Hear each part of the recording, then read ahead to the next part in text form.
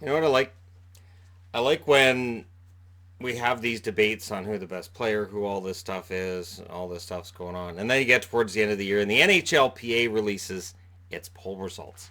Over 500 players responded to the poll this year, which means it's pretty darn accurate. And I will link to the poll in the comment section below because I didn't put the entire poll results on the board. I just put the ones up that I thought interesting and or uh, debate starting. So, who is the best forward in the NHL according to the players on the ice? This is according to players in the National Hockey League. Connor McDavid, 63.6%. Crosby got 17.2%. McKinnon, 4.1%. Kucherov, 3.7%. Barkov, 1.7%. The interesting thing to me, no Patrick Kane. Kind of surprises me Kane isn't in that list, but this is NHL players anonymously saying, here's who I voted for. Best defenseman. Victor Hedman wins out big time. 31.7%. Doughty, 20.9%. Burns, 10.6%. Carlson, 9.5%. And Roman Josi, 6.1%. So, very interesting to see Burns on the list since a lot of people will say, well, Burns isn't a defenseman. He's too offensive to be considered really a pure defenseman. Well, according to the players, he is one of the top three defensemen in the league. And Hedman, Doughty, Burns, Carlson, that's pretty good top four right there. And Yossi's not a slouch himself. Best goaltender. This one always interests me because, yeah, Carey Price wins it again, 29.9%. The numbers would tell you it's not Carey Price. He's not going to win a Vezina this year, but the players are telling you Carey Price is tough to play against. And 29.9% voted for him. 17.3% for Pekka Rinne. Vasilevsky got 17.1%. What's interesting about that for me is Vasilevsky's young.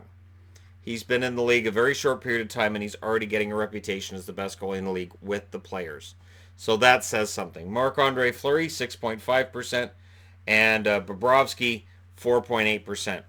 In a poll that was just a yes or no question, they asked nicknames on jerseys once a year. So in baseball, I guess I didn't know this because I haven't really been as into baseball as I used to be.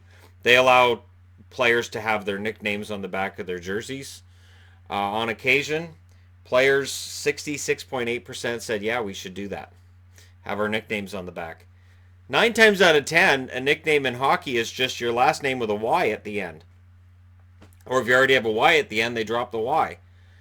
It's pretty basic. So I don't know. Some would be interesting. Christian Fischer, for instance, his nickname is Stinky. Yeah, so he'd have Stinky on the back of his jersey. That's all right.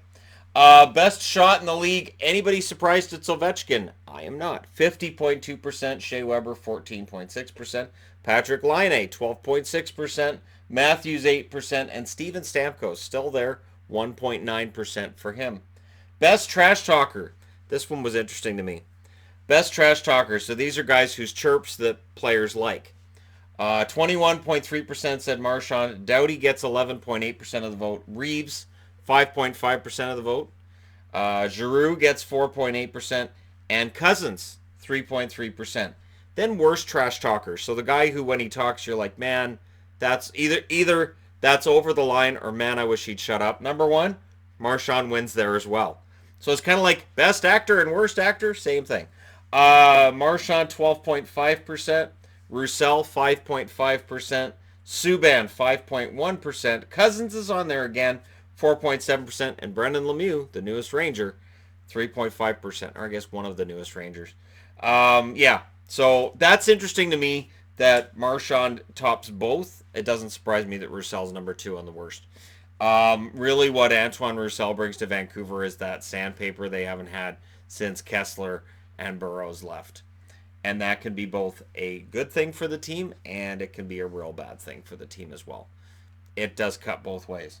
Best atmosphere. So if you want to go to a hockey game and experience the best atmosphere, Vegas is first, 42.5%. I could say, having gone to 2 Vegas games around Christmas, that is a rockin' atmosphere. I was surprised it wasn't louder. Vancouver, their PA system, I think, is a little bit louder than Vegas's. Could be where we're sitting though, but I will say the fans are far more animated. than those in Vancouver. Vancouver, I remember the Pacific Coliseum was called the Pacific Mausoleum. There was a reason for that, and it hasn't really got a whole lot better at Rogers.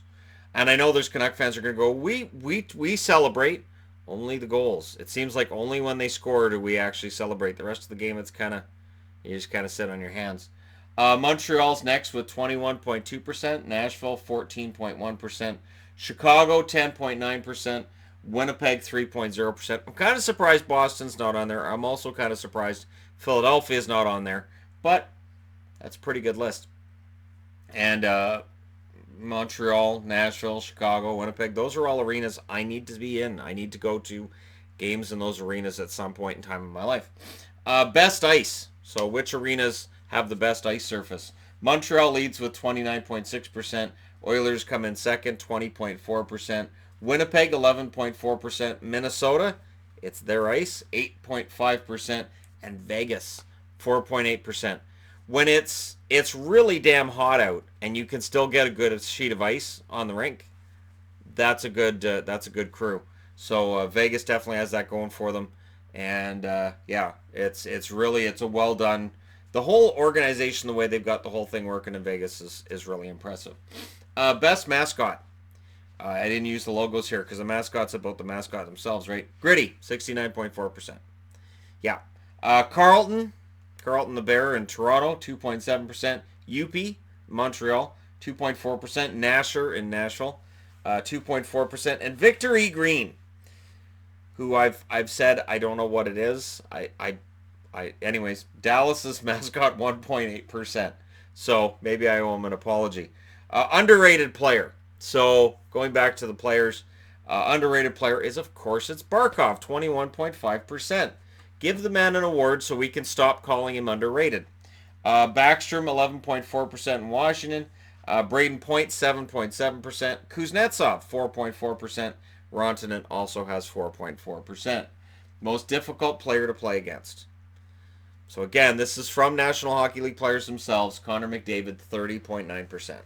McDavid is the most difficult player to play against. Crosby, 16%. Patrice Bergeron shows up there at 9.2%. McKinnon 5% and Kopitar 3.5%.